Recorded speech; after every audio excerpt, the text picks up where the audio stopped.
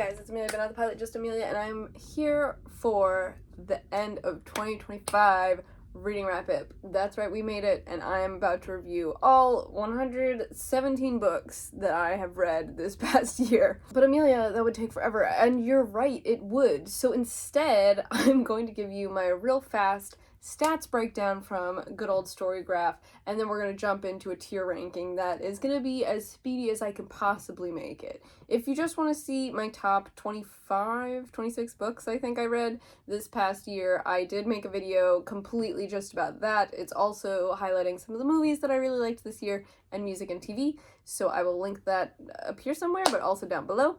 This is me talking about every single book I read this year, and some of them were bad, and some of them were really great, and we're gonna zoom through it. Let's go! So, first off, we have the total page count. This is actually not correct, because I just realized I was going through it, and I realized that it's missing Sleepy Hollow, which I did read, the Rip Van Winkle Sleepy Hollow short story collection in September. So, I did actually read 117, so these numbers are slightly off. 462 hours, I don't think is correct. This is one of my pet peeves about Storygraph, actually, is that I think it counts every book you read towards your hours count, but, like, not every book I read is an audiobook. I do read quite a lot of audiobooks. Actually, this year, I think I read 40 audiobooks I thought I saw somewhere. Well, I guess we'll see down below. But I read about 40 audiobooks, but I do not think it was 462 hours and 23,000 pages. That, like, numbers do not seem correct. I also think that would be half the number of pages I read last year. I think I read 46,000 pages last year, and I definitely read way bigger books this year. So I don't think these numbers are right, but that's okay. I started the year off with a comic. This is The Prince and the Dressmaker. It was cute. I picked it up because I like illustration, so every once in a while I'll read a comic. And the last book I finished the year off, which was Semi-Well Adjusted by Alison Center. It was a really interesting memoir about the Disney Channel star's life. What the hell is this mood map thing? Okay, I guess I had a really great month in February. I don't know what this means. Books, pages, and minutes per month. I do love this little graph, but I wish they compared it to past years, because I'm always curious if March is just like my peak month. I'm not really sure. That's minutes. Interesting. So the most books I read this year was in May, physically, but the most pages was also May. The most audiobooks I did were March and October. Remember last year when I said I wasn't going to set a goal for 2025, and then I did, like, literally a month later? My most read genres this year were fantasy, romance, LGBTQ, and young adult. And literary, that makes sense. Yep. 58 fantasy novels. That's crazy. I wish it didn't overlap these, though, because I'm sure, like, all of these LGBT books are fantasy novels also. Like, I think it would be more interesting if it just gave me, like, general genres. My longest book was the frickin' Outlander book. God, I hope I never read any of these again. I don't know why I keep making myself do that. I read 2 of them this past year. 2 whole 1,000-page books I'll never get back in my life. And the shortest one was a, like, short story published online, so that makes sense, 21 pages. I'm actually surprised that one is the shortest, because I thought The Woods at Midwinter would have been shorter. Maybe not. Average length of books, 346 pages, and average 20 days. I feel like those are also crazily skewed, A, by the Outlander books being so long, and B, by the fact that some books I read over, like, the whole year. Like, my Percy Jackson read-along, I do over the whole year because I'm following a podcast with it, and I feel like that would crazily skew my reading. So I'm interested if it takes that into account or not. I don't know. Least time spent, 1 day. Yep, there's a lot of books I read in just 1 day. Most time spent, 872 days. Yeah, so this one is a poetry collection that I picked up 3 years ago now, I guess. And I finally sat down and, like, read it front to back recently. So, which is not how you're supposed to read poetry, but I was like, I can't have this sitting on my shelf any longer. It's driving me nuts. It was a good poetry collection, but, like, I don't know. I'm not a big poetry girly. I read 7 C.S. Pascott books this year. I really liked those. That series was really good. That's just the Captive Prince series with the little novellas. And then I read a lot of Rick Riordan this year. That's a surprise. I didn't realize I read 6 of them. Susan Collins, I obviously reread all of her books this year, so my average star rating is so high. I didn't realize that. I guess I read some good books this year.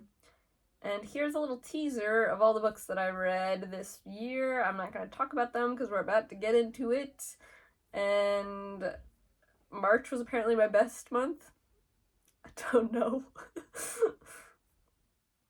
And November was my worst. I don't think that's true, but okay.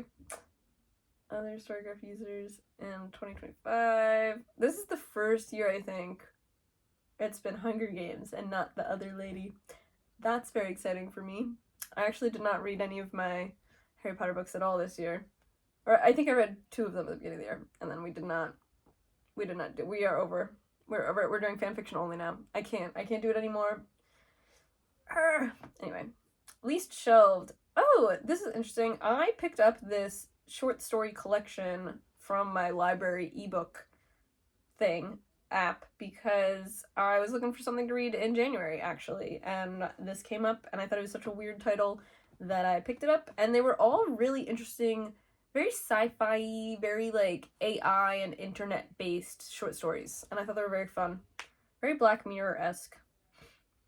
Highest rated is One Day Everyone Will Have Been Against This, which is about Palestine. Very interesting read. 54 new authors. That's fun. I wouldn't have guessed that. 50 books, part of a series. I feel like I mostly read series, so I'm surprised that's so low of a number. I don't feel like I read a lot of standalones. I guess I read a lot of memoirs, though, and things like that. It wouldn't be in a series. I only reread 25 books this year. I thought I reread way more than that. To finish 5 of the books you picked up. And I dropped 5 books. Yeah, well I was trying to clean out my storygraph because I have a bunch of books from my master's degree that I had like started. Because I was reading like a lot of nonfictions for my degree front to back, but then I guess I dropped this. I do want to read this though. It's all about like the idea of monstrosity and racism, but also like mythical races in the medieval age and like their thoughts on it, and it was very interesting. That's sort of what my whole degree was about. So I do want to read this eventually, but I did drop them officially this year. I read 18 books from my shelf out of the 117 books that I read. Good thing we have a library card, girlies. And I successfully completed 2 reading challenges. Which ones were they? Here's my reading at a glance. We're zooming through this. I'm not sure what the 2 challenges were that I completed this year, and it didn't tell me, which is sort of annoying, but I know for a fact it is definitely this one, which is a challenge that I made.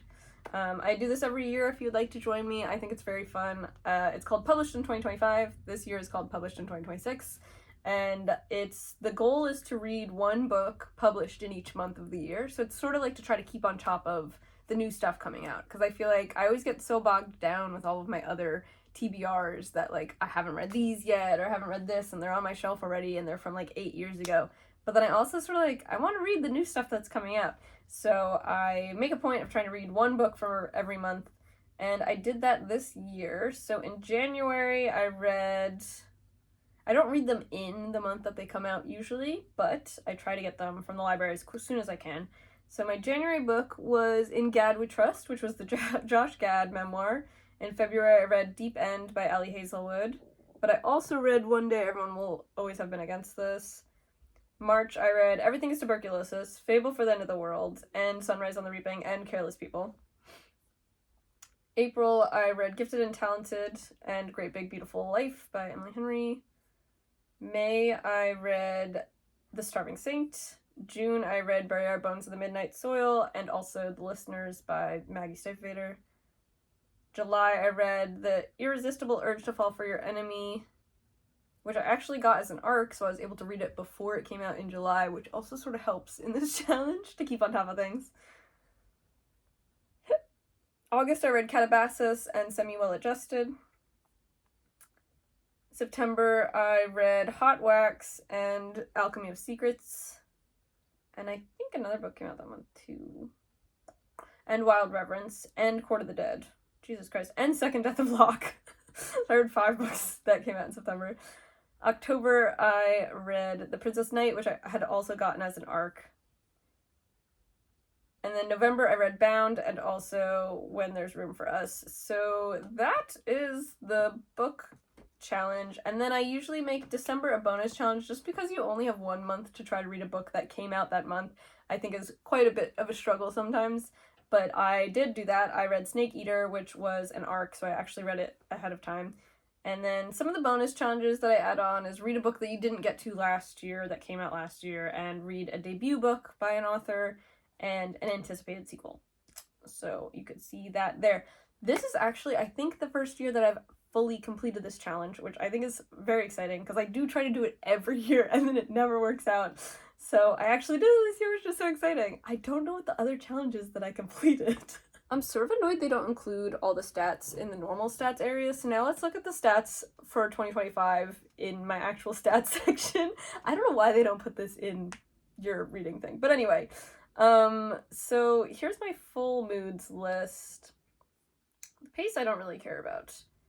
Page number I also don't really care about, but I do wish, I wish they had a graph that showed you audiobook versus ebook versus physical book, because I feel like they used to do that and now they don't, it looks like, which is sort of annoying because I don't think these stats are correct. 15 plus 21 is 35. Oh, maybe it is. Yeah, I wish they showed me that stat. Nonfiction versus fiction is interesting. 99 fiction books, that tracks. Pretty wide genre selection we got going on here, so that's exciting for me.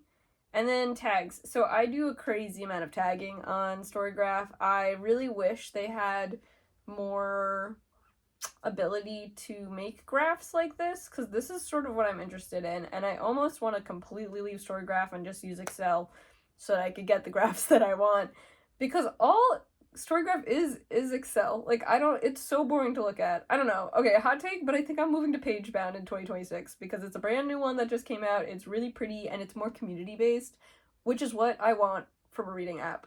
We're out with Goodreads. I'm sort of over Storygraph.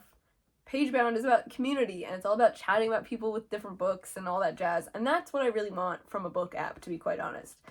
Because if I wanted stats, I'd just go to Excel. And I already have an Excel sheet. And you know what? I think that's what I'm going to do in this new year.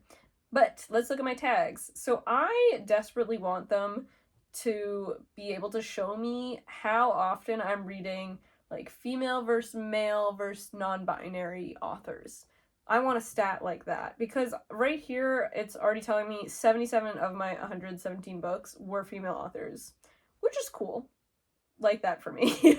But also, like, I don't know if any of those were non-binary. I also think it would be fun to have like a little graph that shows you where the author is from, because I'd really like to diversify where I'm reading from, because I think the American and UK publishing houses dominate so much so that I like literally barely read books from other countries, and I think that's so upsetting.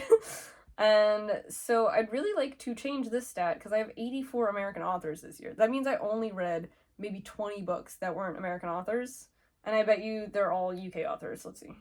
14 UK authors, which means I read probably about 5 books that weren't published by an American or UK author. That's crazy. I want to change that stat.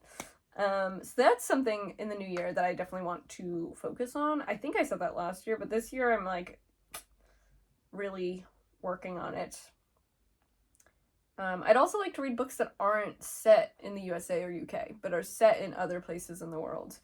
So that, I think, would be stats that would be nice. But in general, we have adventure, romance, fantasy, queer, USA, short story. I read a lot of short stories this year. Strong female. Yeah, we love a strong female. Magic, of course. Headstrong, spicy. Forest. I love a forest book. A foresty book. And On the Run. And I read 13 books this year that were my favorites of all time, which is pretty good. Some of those were definitely rereads, so I read 21 rereads. Yeah. I feel like that number would have been higher, but okay. 12 books with love triangles. Cute. Oh, this is what I was talking about. Okay, yeah, so 43 audio, 51 print, 23 digital. Interesting. All right. I feel like that's a pretty nice looking graph. I appreciate that. I'm actually sort of surprised I read almost as many audiobooks as I did print this year. That's a little nuts. I think it's because I was like commuting to and from work so much, riding lots of buses and public transport, and that's where I usually do audiobooks. That's interesting. One book doesn't have a format. What does that mean? Most read authors. Smire. She's up there. Interesting. Cool. So those were the stats I was missing from my main thing. That was upsetting me. And then I also wanted to show you this crazy little spreadsheet that I do every year. I am a library user. I can't talk about the library enough. I feel like everyone should be using them. I think we should be buying books less, which I think is a hot take, but I think we should, because how often are you buying a book and then like literally never reading it, or you read it once and then you don't do anything with it? I think that just pisses me off. It's too consumerist minded. If you're buying books, at least share them with your friends. That's all I'm saying. So instead, I do feel like, yes, support your favorite authors, and yes, we need to keep buying books to like keep books in production, but also use your library. That's what they're there for, and there's such good resources, and they're free. They're free. So I made this chart to show to myself and also to all of you that I read 116 books or whatever this year, and I saved over $1,000 because I didn't buy books. I also borrowed a handful of books from friends. I think that's why the number is so high, because I only think I bought 3 books this year. I bought the Court of the Dead book, I bought Sunrise on the Reaping, and I bought Bury Our Bones in the Midnight Soil. And then this one was a gift, and I'm pretty positive I used a gift card for this one and this one. So I actually only think I spent like $12. But yeah, I read 116-ish books this year, and I would have spent 1,183 books if I had bought every single one of these. And that is calculating for the fact that I do audiobooks and that like maybe I would have an Audible account or something. I'm very also anti-Audible because libraries also have free audiobook subscriptions. So why would you pay for Audible? Like, dude, come on. That's the tea, and that's it. Let's talk goals really fast before we get into the tier rank. My goals for this upcoming year, I actually have a full video coming out on this because I want to talk about ins and outs in the reading community that I think we should start talking about. But I'm actually trying to read less in this upcoming year, which I know that's crazy. What do you mean? You don't want to read 100 books a year? And no, I don't. And I haven't been doing that for you. Don't get me wrong. I've been doing it because my TBR is too big. They tried to fit her on the cover of Vogue, but her TBR was too long. I just want to read less, actually, because I am really trying to be mindful about what I consume. And so I'm actually going to try to read exactly 1 book a week type of goal.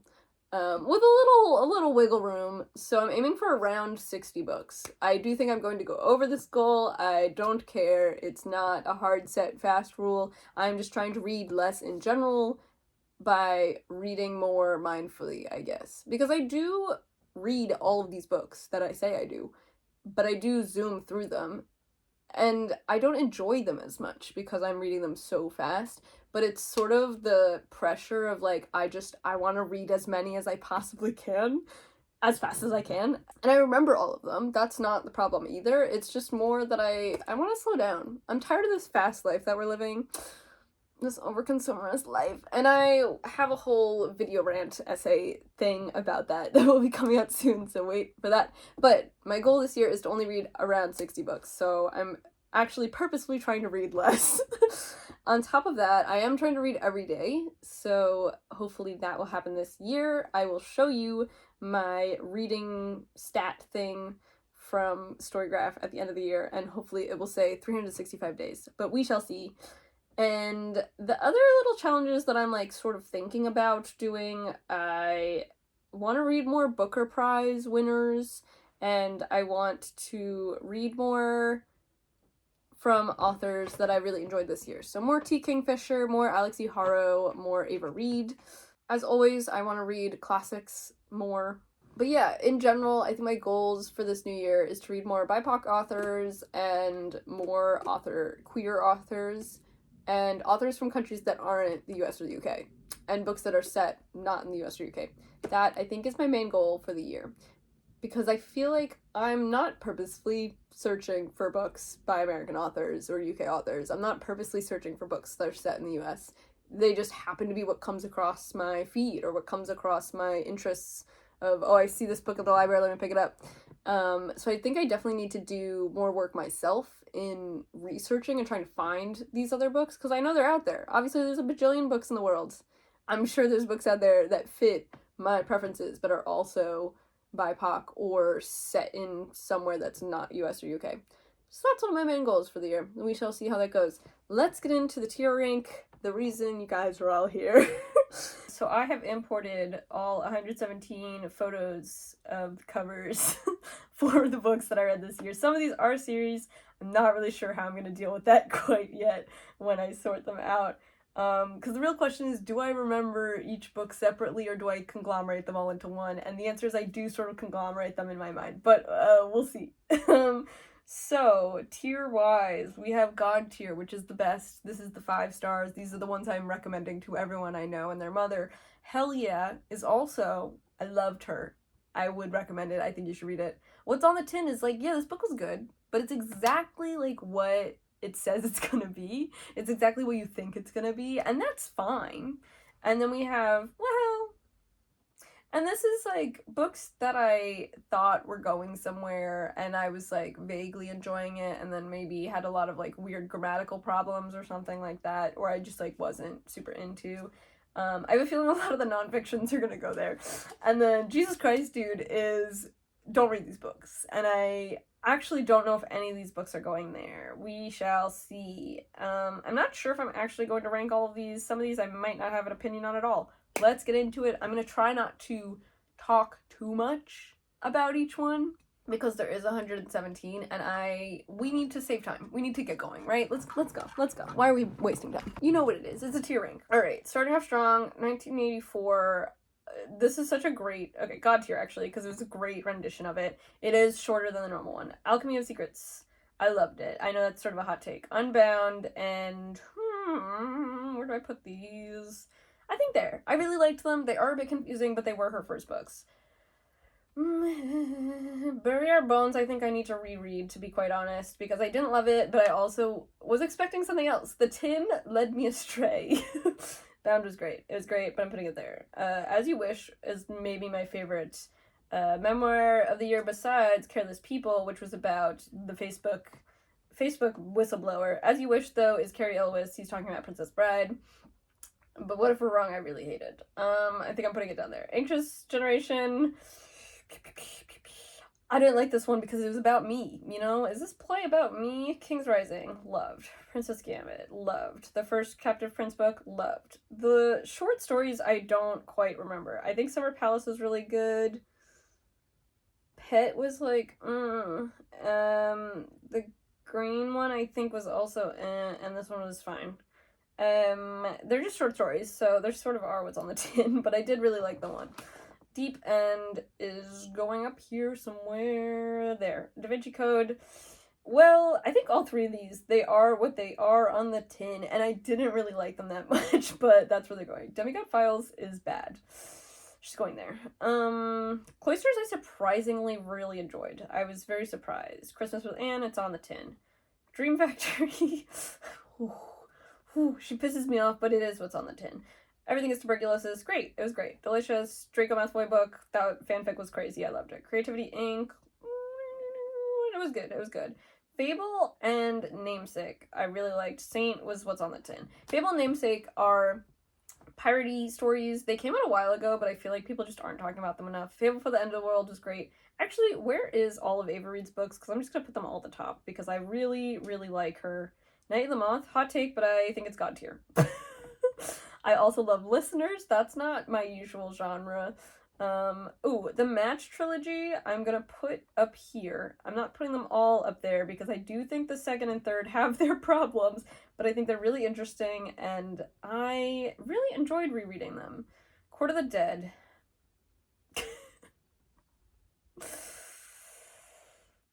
The Nico books. Piss me off. They piss me off, dude. Sunrise on the Reaping was God tier. It was absolutely insane what she just did, and we're putting all three of these other ones up there, of course. Hush Hush is a great book. It's a perfect book, perhaps, and I'm putting it all the way at the top. However, I will say don't read the other ones. Just the first one.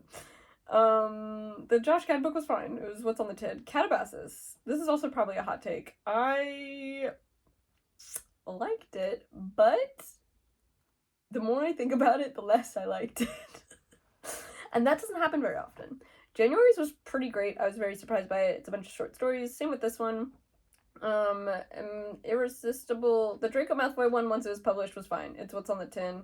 I felt like the fic was way better. I'm not really sure what happened. Hot Wax was delicious. I'm actually still thinking about this book. Harriet Tubman live in concert. I don't know where to put this one. It was good, but I do not feel like it was what was on the tin, to be quite honest. This is a bad title, maybe. Because I thought it was a memoir, and then it was not. But maybe that's on me. The Emily Henry book was great. I haven't read that many books. I feel like people really don't like this one, but I liked this one. Gideon the Ninth was great. Very confusing, though, so that's why I'm not putting it in God tier. Fahrenheit 451, I was a little disappointed, to be quite honest, because I think out of all the dystopians, it's maybe or classic dystopians that warn us about our future, it's the worst out of all of them, and I'm glad we didn't have to read that one in school. Sleepy Hollow, it's fine. It's What's on the Tin. This memoir by this lady who has a really weird life was fine. I can't remember who recommended it to me. It was interesting, but also just like an absolutely insane time. Gifted and Talented also might be a hot take, but I really didn't like it that much. I almost want to put it down here, because I've really liked Olivia Blake's other stories, and this one just really didn't do it for me. Maurice was great. Great classic. It's queer. It's great. The quote at the beginning of the book, the dedication page, makes me cry. Ocean Vuong is fine. It was poetry. It is what it is. This also was on the tin. It's a book about Palestine. It was really sad. Otherworldly, I didn't really like. I've read F.T. Lucan's other fantasy queer romances, and I liked them. This one just is not doing it for me. Mort is a Terry Pratchett kids book. It's What's on the Tin. It was good. It was fun. It was silly. It was goofy. Oxford Soldier Club, I did not enjoy. I got that as an arc. Prince and the Dressmaker is fine. I'm gonna put it... I don't know where to put comics, because I feel like they're not in the same bracket. The Princess Knight was a bit of a disappointment for me, because there's too much going on, and it was originally sold as a Legally Blonde medieval retelling, and it's sort of not that, and I think it lost me a little bit. The Raven Boys graphic novel was great. I really liked the illustrations. Pride and Prejudice, as always, is God tier. Octavia E. Butler's Parables of the Sower was insane. That was great. Room with a View was fine. It's What's on the Tin. Second Death of Locke was one of my favorite books of this year. It's in God tier. Secret Garden, it's What's on the Tin. It was fine. Semi-Well Adjusted is definitely going in hell yeah. Small Things Like These was also really good. That's a Booker Prize winner as well. Very short, very quick.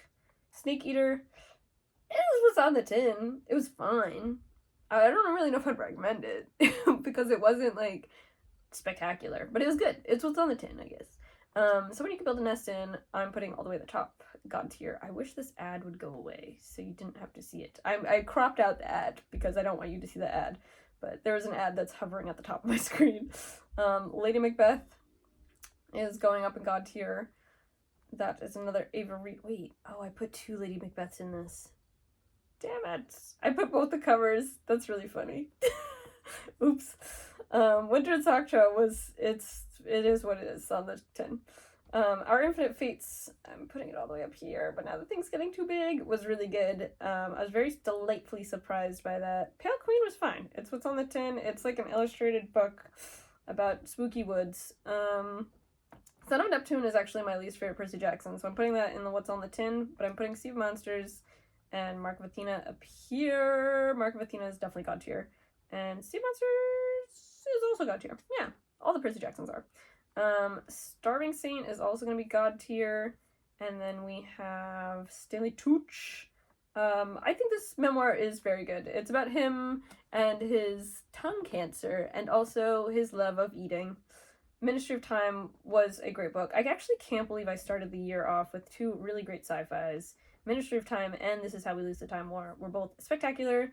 The Tao of Pooh was a reread for me this year. I really enjoyed it the first time, and the time I read it right now, it did not do the thing I was hoping it would do, which was quiet my brain. Paladin's Grace was not what I thought it was. It's a romance series, so I'm putting it in What's on the Tin. but for me it was not what was on the tin, to be quite honest. Orbital was interesting. I'm gonna put what's on the tin, because it was quick, it was short, it was fast, it is what it was. The RuPaul novel is what's on the tin. It was good, it was a good memoir. Thornhedge was really great. I'm gonna put it in hell yeah, because I did really, really love it, but Twilight is going in God tier.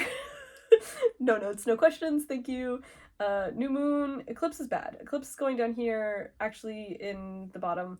New Moon could go either way for me. I do really like New Moon. New Moon was a good one, but I'm putting it there. Uprooted is also gonna go to Hells Yeah. I know I just ranted about it in my last video, but girl. Time Traveler's Guide to Medieval England is what's on the tin.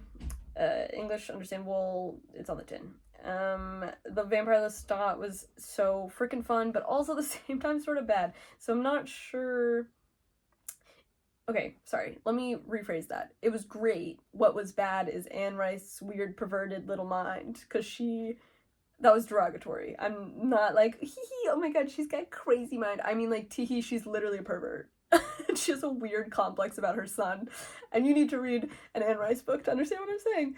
I'm gonna put it in Hells Yeah, though, for now, because I thought the concept of Vampire Lestat is just absolutely insane, and was such a fun book, aside from the pervertedness. Viewfinder was a great memoir, and I'm putting it all the way up here. Especially if you're a creative, you should read this memoir by John M. Chu. Wicked was bad. It was so bad, I don't know what to do with it. It's going on the bottom. Wild was Wild Time, about this lady who hiked the entire west coast of the US. Wild Reverence was delicious. It's going in God tier. Yes, Please by well, Amy Poehler. I love Amy Poehler. I did not love this memoir. It really felt like she didn't want to write the memoir. Vegetarian by Hong Kong, I still think about, so it's going up pretty high. Woods of Midwinter should not have been published as a book. I don't understand why it's there. Vampire at Sea is an arc I got this year. It was pretty good. I'm gonna put it what's on the tin, because it is Vampires at Sea, and I thought it was funny as hell and queer as hell. They're on a cruise. It was great. You should read it. Taproot is a comic. It's fine.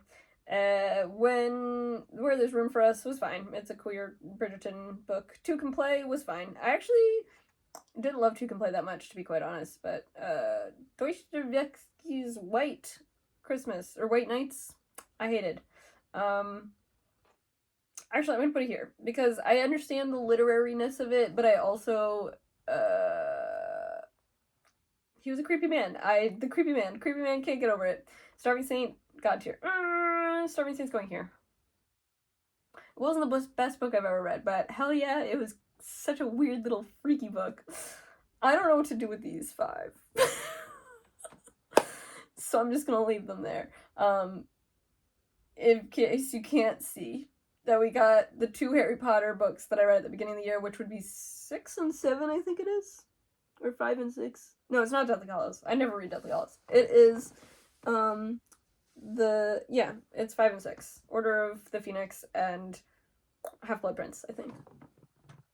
Maybe that is Deathly Hallows. I don't know what the new covers look like. So, anyway, I read those at the beginning of the year because I used to do a reread every year starting in September and ending in January. I'm not doing that anymore. The 2 Outlander books, Jesus Christ, I think it's number 6 and number 7, and they suck. I actually think 7 wasn't too bad, if I remember correctly, but 6 was such a slog. I hope I never read one of these again. I say as I'm literally staring at one right now that's on my to-read list for this year. I think I'm almost done with the series, though. And I am a completionist, so perhaps I will do it. And then, what you could see right here in the middle is My Immortal, which I'm actually going to put in God tier. We're going to put it in God tier, because if you've never read the My Immortal fanfic with your friends in a group setting, I think you should. Because that's what I did this year. We did a group read, as in I sat down and I read it to them like a bedtime story, and it was the best. So this is my final tier ranking for the books I read this year. I think this is more books than I recommended as my top 25. Alright, well, yeah, these are my top books. These are the same book. I don't know why I put both covers in. That was an accident. So maybe it is 116. I think I just can't count. Anyway, these were the books. These are my rankings. I hope you enjoyed. If you want to hear more about these books that I read, I have done a book review for every single one of these books each month that I read them. So if you just go onto my channel and look into 2025 reading wrap-ups, I organize them by year and by month. And you could go into the description of each video. It will tell you when I talk about each book. So I've also been using pagebound. I can't remember if I've already mentioned this or not, but I just wanted to show you real quick because I think it's really cute how it has this whole setup thing. So instead of having like an actual TBR ongoing weird list thing that I usually do every year that really stresses me out, I have this monthly planner on pagebound where you could sort of put books from your shelves onto this planner per month and per year. So you could say like, oh, I want to put it into next year or whatever. And then it'll show you what they're at. Like, have you read them yet? Or are they still in your TBR or whatnot? So at the moment, I have too many books in each month, but with the knowledge that I'm not going to actually read all of them, but I'm going to try. So these are, I thought I'd just go like through it real fast because I don't want to be reading out every single one of these to you, but this is basically what I'm like aiming to read in each month. Some of these are series, so I'm going to try to read probably like the whole series in that month, or at least like start that series. Some of these are coming out in that month, so I know I probably won't get to it in that month. And then I tried to not put as many books towards the end of the year because I was sort of thinking, oh, the beginning of the year I'm not going to get to all of them, so it makes sense to sort of push them forward as I go. So as you can see, there's only like 2 books in December and November, but by the end of the year, I'm sure I'm going to be pushing books towards the end. So that's my TBR for the year. So there's that. I hope you enjoyed this video. I hope it wasn't too crazy. Thank you for coming. Bye!